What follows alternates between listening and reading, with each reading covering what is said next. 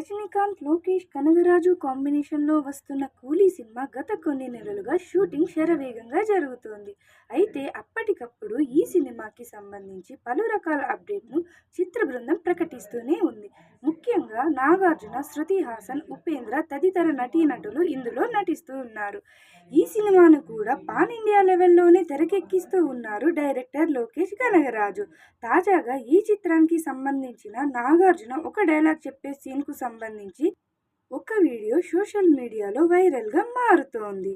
విలన్కు నాగార్జునకు మధ్య fight scene జరిగే సన్నివేశంగా కనిపిస్తూ ఉంది. నాగార్జున చుట్టూ వందలాది మంది ఉండగా ఒక వ్యక్తిని చాలా క్రూరంగా కొడుతూ ఉన్నట్టుగా కనిపిస్తూ ఉంది. అలాగే తమిళంలో డైలాగ్ చెప్తున్నట్లుగా కనిపిస్తోంది. చాలా స్టైలిష్గానే కనిపిస్తూ ఉన్నారు నాగార్జున. ముఖ్యంగా నాగార్జున మొదటిసారి నెగిటివ్ షేడ్ ఉన్న పాత్రలో కనిపించబోతున్నట్లుగా తెలుస్తోంది. వైట్ అండ్ వైట్లో నాగార్జున చాలా స్టైలిష్గా కనిపిస్తూ ఉన్నారు.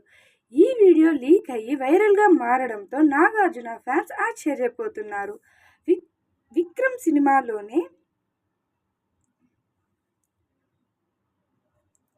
సినిమాలో సూర్య నటించిన రోలెక్స్ పాత్ర లాగానే నాగార్జున పాత్ర కూడా కూలీ సినిమాలో ఉండబోతున్నట్లుగా వార్తలు వినిపిస్తూ ఉన్నాయి. మరి ఏ మేరకు ఈ పాత్ర నాగార్జున కెరియర్కు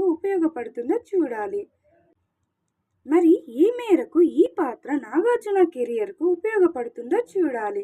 ఇప్పటి వరకు చిత్ర బృందం కేవలం పోస్టర్లతోనే అదరగొట్టేశారు.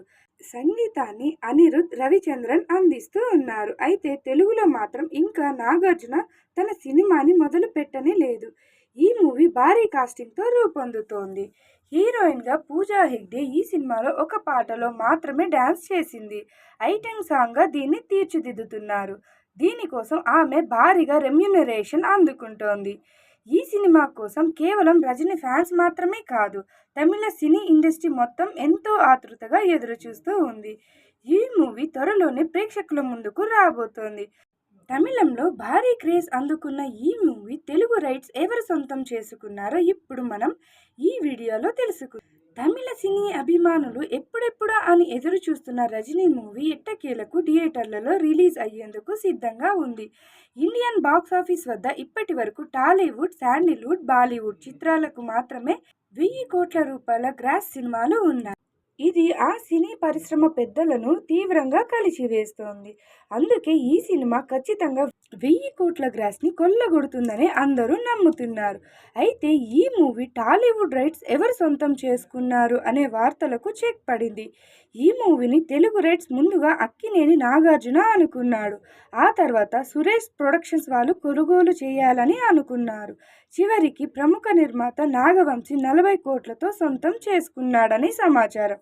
దీనిపై అధికారిక ప్రకటన రావాల్సి ఉంది.